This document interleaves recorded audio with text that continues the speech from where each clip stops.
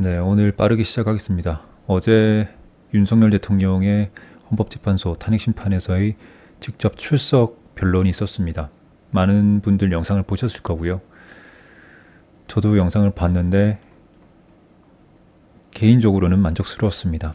당당하게, 그리고 뜻을 굽히지 않고 머리를 조아리지 않으며 본인의 생각을 분명하게 피력했습니다. 비상계엄 선포 당시부터 그 이후까지 국민 담화문에서 나온 것처럼 일관된 말씀을 하셨다고 보고요. 국회는 초갑이다라고 말했던 그 단어가 아주 기억에 남습니다. 헌정사 첫 직접 출석을 했고요. 그리고 분명히 또 놀랍게 해드렸기 때문에, 국민들에게 놀랍게 해드렸기 때문에 송구스럽다. 하지만 자유민주주의 신념 하나로 살았다. 본인의 강한 의지를 밝혔습니다. 어제 재판정에 출석하는 대통령 모습을 봤는데 마음이 좀 안쓰러웠습니다.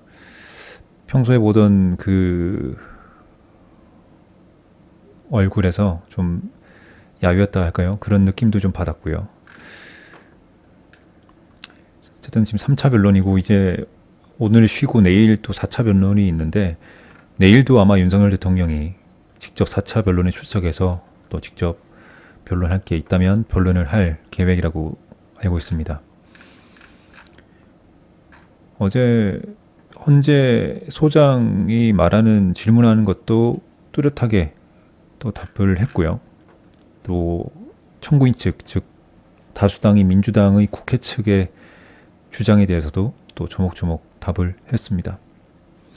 오히려 윤석열 대통령의 변호인 측에서 예정되어 있지 않은 신문에 대해서는 거부할 수 있거든요. 그러니까 그런 신문 하려고 하니까 그런 것에 대해서 예정되어 있지 않다라고 얘기했지만, 윤 대통령은 직접 재판장께서 물어보시면 답을 하겠습니다 라고 또 성의를 보였죠. 국회 중요한 거 그거였어요. 국회의원의 의결이라는 직무 수행을 방해할 목적으로 국회군을 투입했냐 라고 했는데, 방해할 목적이었다면 국회의원을 모두 체포했을 것이고 그러기 위해서 더 많은 병력을 투입했을 것이다 라는 취지로 말을 했던 걸로 기억하고, 결국에는 국회의원은 제한 없이 모든 본회의장이 모여서 계엄 해제 결의를 했을 것이다. 꼭 국회를 장악한다 해서 국회의원들이 국회 본회의장에서 의결을 해야 그 의결 효력이 있는 건 아니다. 국회 아닌 다른 장소에서 임시 장소를 열어서 국회의원들이 모여서, 다수당인 민주당 의원들이 모여서 계엄 해제 결의해야 하는 것도 유효하기 때문에 나는 국회를 장악하거나 국회의원들을 체포할 의도가 전혀 없었다라고 분명히 맞받아쳤습니다. 그런 논거에 저도 동의하고요. 잘 하셨다고 생각합니다. 또 말했던 것들 중에 하나가 국회는 아까 말씀드렸죠. 국회는 초갑이다. 우리 대한민국에서 국회는 초갑이기 때문에 최상위 권력기관이고 대통령도 국회에 따를 수밖에 없는 구조다라고 또 말씀하셨는데, 그 부분도 굉장히 잘한 변론이라 생각을 합니다. 또 한편으로는 헌법재판관들의 비위도 좀 맞춰줘야겠죠.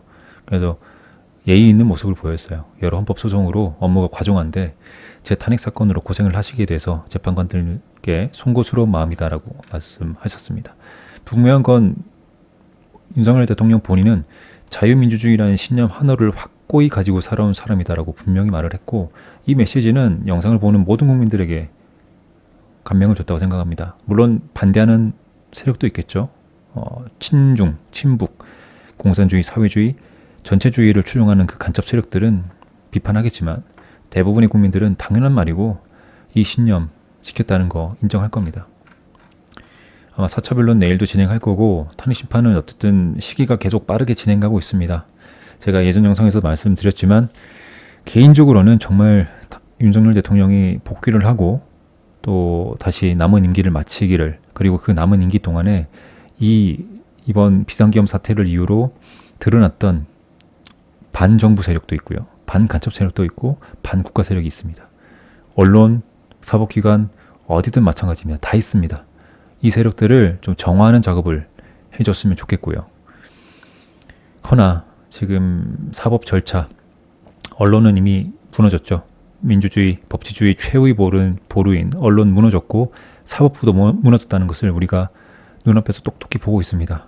불법, 편법, 사법 절차, 불법 체포, 불법 구속, 지금 불법 재판까지 헌법재판소는 헌법재판소 법까지 어겨가면서 재판 절차를 이렇게 무리하게 진행하고 있는 거 우리가 알고 있기 때문에 결론적으로는 기대는 하지 않습니다. 이미 짜여진 틀 안에서 얘들이 윤석열 대통령을 탄핵할 거라고 저는 보고 있는데 물론 그러지 않았으면 좋겠습니다.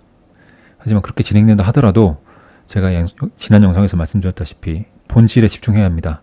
미국이 부정선거를 언급하고 한국을 도와준다 너무 기대하지 마시고 우리 국민 스스로 끼어나야 되고 단지 이 짧은 기간에만 또 있고 냄비근성으로 있지 말고 계속 기억해야 된다. 무엇을?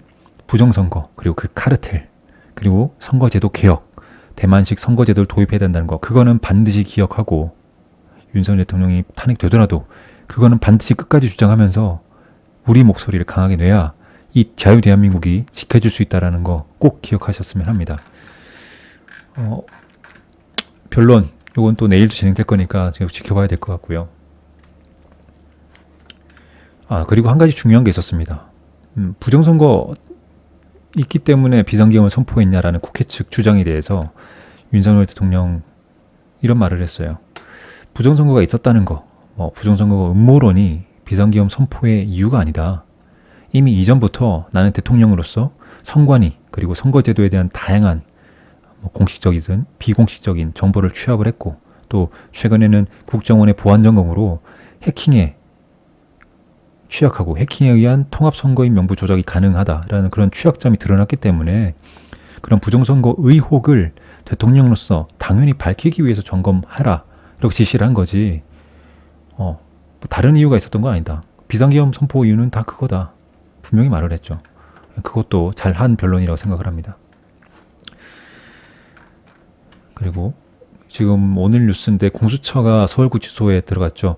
어제 윤석열 대통령이 변론하고 건강상 이유로 진료를 받고 다시 구치소에 들어갔죠. 근데 공수처는 오늘 서울구치소로 가서 윤석열 대통령을 강제구인 현장 조사를 하겠다라고 시도합니다. 강제구인이라고 해서 너무 압박감을 가질 이유는 없어요. 강제구인은 직접적으로 불러와서 조사를 하겠다는 거거든요. 그동안 윤석열 대통령에 대한 직접 조사가 없었기 때문에 공수처가 조사하겠다라고 하는데 이미 다 아시겠죠. 공수처 자체가 내란죄에 대한 수사 권한이 없고 불법 수사를 진행하고 있는 거고 불법 체포영장을 신청했고 서부지방법원에서는 불법 체포영장도 발부했고 또 나아가서 체포기간이 48시간 지나니까 공수처에서는 불법으로 구속영장을 발부 신청했고 서부지방법원에서는 교묘하게 단순하게 잡범 취급하면서 증거인멸 우려가 있다는 이유로 불법 체포, 불법 구속영장까지 발부를 했죠. 모든 것이 불법으로 지금 이어지고 있습니다. 오늘 이런 조사한다는 것도 다 불법 조사인 거죠. 그 연장성산에 있기 때문에 다 불법 조사입니다. 이 오동훈이라는 사람 참 오늘 웃으면서 나왔어요. 기자회견 할 때 아주 밝은 미소를 띠면서 왔는데 정말 역겨웠습니다. 정말 치졸하고 뻔뻔하기 그지없는 그런 행보를 보이고 역겹고 또 지저분합니다. 친중 친북 공산당 간첩들은 내노란불 하는 거는 기본 옵션이니까 이재명 대표나 이런 사람들에 대한 조사는 그렇게 안 하면서 이제 이렇게 하고 있는 건 보면 뻔뻔하고 역겹습니다. 더 역겨운 거는 법질서 테두리 내서 불법 절차에 따르라. 윤석열 대통령한테 그런 얘기를 한 거죠. 법질서 테두리 내에서 불법 절차에 따르라. 당신들은 지금 불법 체포, 불법 구속, 불법 수사 하고 있으면서 어떻게 이런 얘기를 하고 있죠? 너무 뻔뻔하지 않습니까? 어떻게 그런 이의 위해서 그런 말이 나오는지 어이가 없습니다. 지금 사법부에 대한 불신이 이미 땅에 엄청나죠. 사법부가 땅에 떨어졌고 사법부에 대한 법치주의가 무너졌다라는 국민들이 인식이 너무 강하기 때문에 판사 초반에 구속영장 발부했을 때도 서부지법원에 난동 사건도 있었고요. 물론 그래서는 안 되죠. 또 이런 판사를 살인하겠다, 죽이겠다라는 예고도 당연히 해서는 안 됩니다. 그런 일이 있으면 안 되겠죠. 하지만 그런 심정을 우리가 봐야 된다는 겁니다. 그런 심정을, 그런 국민들의 생각과 감정을 이 국가기관, 사법부든 인지를 해야 된다는 거예요. 제대로 가고 있는 지금 길이 아닙니다. 방향이 잘못됐다는 거예요. 그들이 인지를 하고 지금이라도 방향을 돌려야 됩니다. 그래서 판사 살인 예고했던 이런 사람들 검거했다고 하죠. 또 서부지법에 했던 그 진입 난동 사건에 대해서도 56명 구속영장 발부했다는 뉴스가 오늘 나왔습니다. 여기에는 시위에 참여하지 않고 그냥 영상만 촬영했던 유튜버도 참 포함되는 걸로 제가 알고 있거든요. 정말 안타까운 상황입니다. 경찰들도 입장도 있겠죠. 근데 형평에 맞게 그리고 중립적으로 똑같이 대처를 해야죠. 민주노총에 대해서는 그렇게 미온적으로 대처하면서 어떻게 이런 자유, 민주주의를 주장하는 우파 이런 사람들한테는 자유, 보수, 애국 사람들한테는 국민들한테는 이렇게 철저하게 진행하는지 모르겠습니다. 어쨌든 오늘 간단한 브리핑을 이렇게 끝냈고요. 제가 오늘 하고 싶은 거는 이거였어요. 그 손창환이라는 전 한국공항공사 사장이 지금 숨진 채 발견됐다라는 뉴스가 있었습니다. 아마 어제 밤인가요? 네, 오늘 새벽인가 뉴스가 나왔는데 이 무안 국제공항 참사가 있었죠. 최근에 여러분 거의 잊으신 분도 있을 겁니다. 워낙 이제 이슈가 확 죽었기 때문에 거의 뭐 잊으신 분도 있었을 거예요. 그것도 이유가 있습니다. 근데 이 무안공항의 로컬라이저 그 개량할 때 그 당시 책임자였다고 하죠.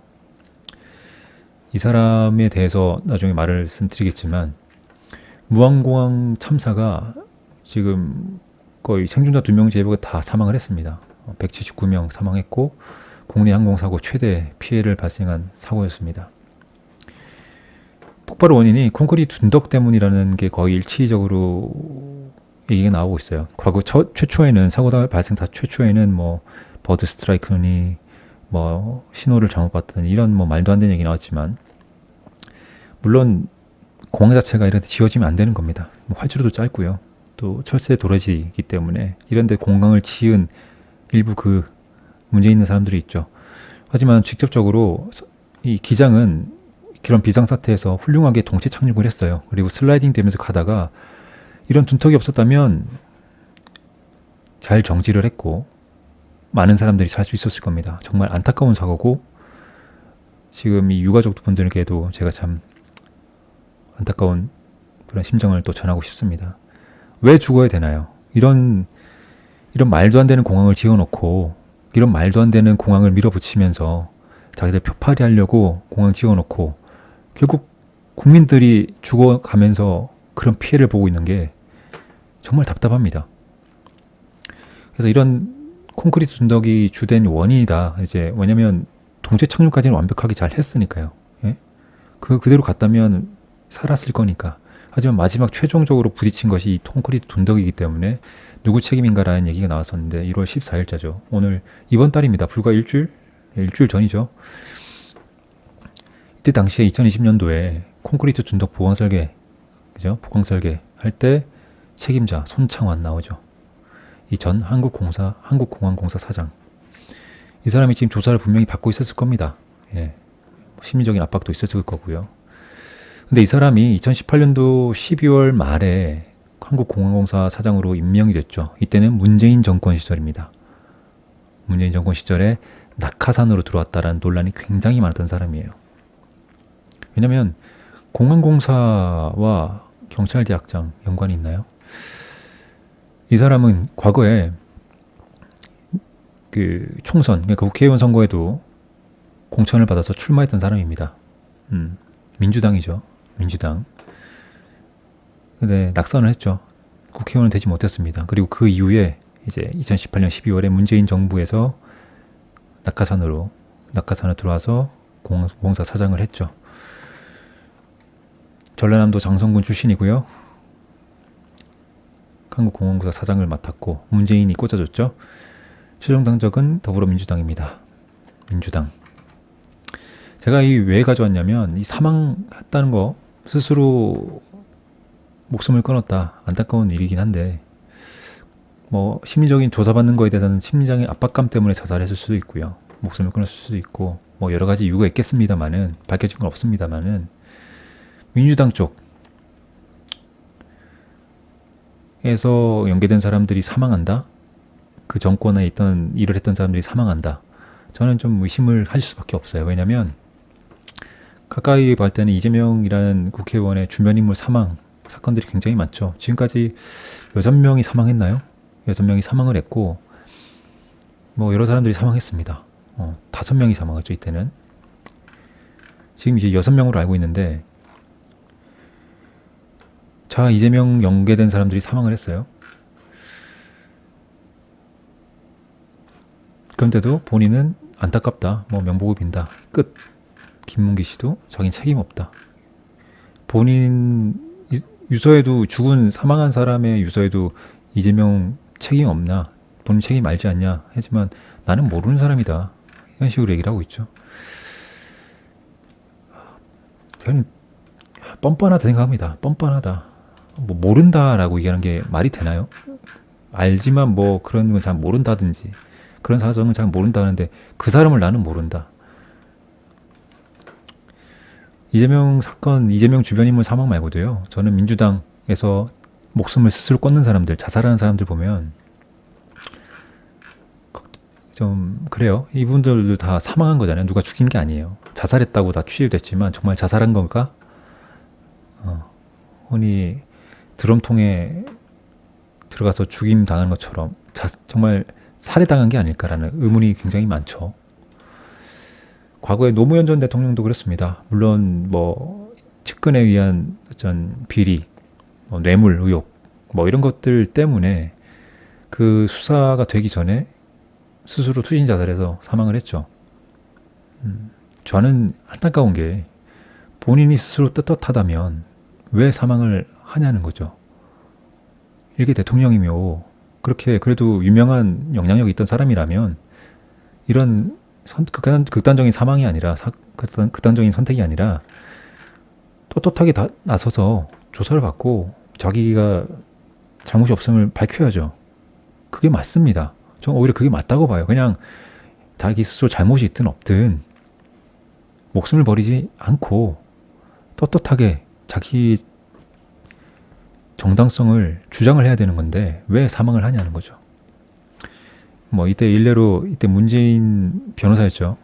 노무현 대통령을 변호했던 사람인데 어떤 누군가의 자서전 보니까 변론을 거의 안 했다라고 생각을 한다고 하더라고요. 근데 이 사람이 결국 노무현 대통령이 사망하고 그 이후 그거를 때문에 대통령도 됐죠. 예. 아주 뭐 그것 때문에 또 바로 된 건 아니지만 그 영향력을 고스란히 받았죠.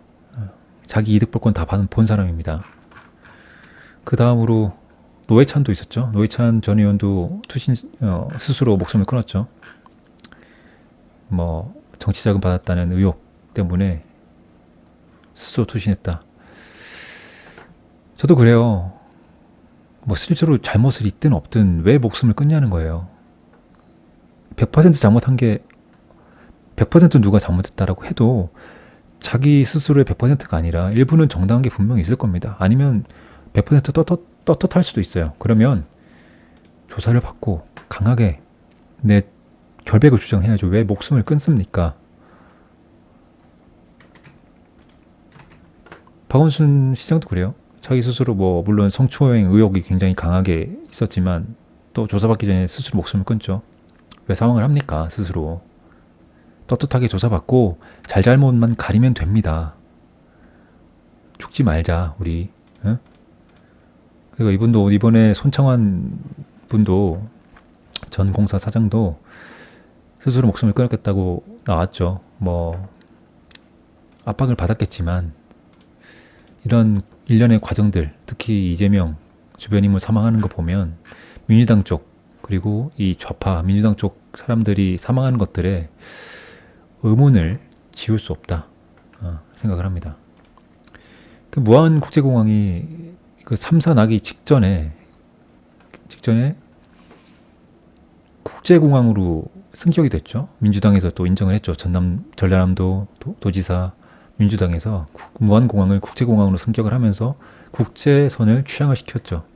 그 공항 자체가 국제선이 들어갈 수 있는 공항이 아닌데도 불구하고 주변 환경 자체가 철새가 너무 많고 철새 도래지라 철새가 너무 많고 공항 큰 비행기가 뜰 수 있는 상황이 아니고 활주로도 짧고 그런데도 자기들 표팔이 하려고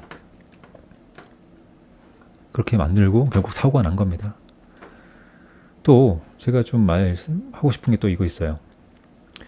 제주공항 참사에는 지금 블랙박스 CVR이 충돌 전에 4분 전 기록이 없다고 나왔는데 이거 보고 무슨 생각 드는 거 없습니까? 여러분? 지금 이 시점에 여러분 이거에 대한 어떤 여론들이 있나요?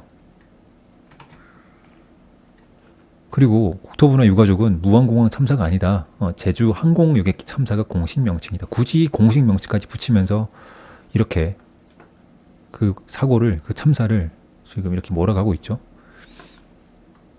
유가족들 사망한 사람 정말 안타깝습니다. 안타깝고, 근데 굳이 이런 거를 공식 명칭을 정할 필요가 있나요? 뭐 일각에서 무안공항 참사 얘기한다고 해서 이렇게 붙인다? 무안공항 참사가 어떻든 제주 항공여객 참사든 어쨌든 사고가 난 거고요. 그 사고가 난 거에 대해서 재발 방지 노력을 하고 유가족들에 대한 피해 보상이나 보상을 하고 그게 맞지 무슨 뭐 이름 붙이는 거에 대해서 이렇게 얘기를 합니까? 제주항공은 제주항공인데 제주 붙는 거에 대해서 제주도는 기분 나쁠 텐데요. 그래서 제주도에서 그랬죠. 무안 제주항공여객 참사라도 붙여달라. 왜냐면 제주라는 이미지가 우리 제주한테 안 좋다 했더니 그것도 싫다고 합니다. 국토부나 유가족들은 그냥 제주항공이라고 붙이고 싶대요. 왜? 무안이란 단어가 들어가는 게 자체가 싫다는 거예요. 무안이란 단어, 전라도 무안이란 단어가 들어가는 것 자체가 자기들은 싫다는 거예요. 뭐 이렇게 정치색을 띱니까 여기다가? 저는 아까 이 블랙박스에서도 음성 기록 없다? 굳이 또 이렇게 무안공항, 무안 글자를 빼고 싶다. 전라도 무안공항을 빼야 된다라고 공식 명칭을 한다는 것 자체가 전 이해가 안 가요. 철새 도래지에 공항 건설한 것도 민주당이었죠. 이 무안공항도. 그때 한화갑 공항이라고도 불리고 김대중 공항이라고도 불립니다. 그들이 추진을 했으니까요. 그리고 짧은 활주로도 만들고 콘크리트 둔덕 만든 것도 민주당이에요. 아까 말씀드린 것처럼 이 손청환이라는 사람도 2018년 12월에 문재인 정부 낙하산으로 공항공사 사장으로 돌아왔기 때문에 결국에는 민주당 탓이죠. 그러니까 수준 미달 항공을 국제공항으로 습격한 것도 민주당 전라도 전라북도 도지사죠. 자기네들이 했어요. 했는데도 굳이 이거에 대해서는 지금 여론도 없고 공식 명칭도 굳이 무한의 글자를 빼자. 민주당, 좌파, 친중, 친북, 간첩 세력들은요. 광우병 괴담 그렇게 하면서 광화문의 세력, 광화문의 집회를 선동하고 시위를 선동했습니다. 천안함 때도 마찬가지였죠. 스스로 천안함이 무너졌다라고 자초했다라고 하면서 선동했죠. 세월호 사건이 있을 때도 기억하시나요?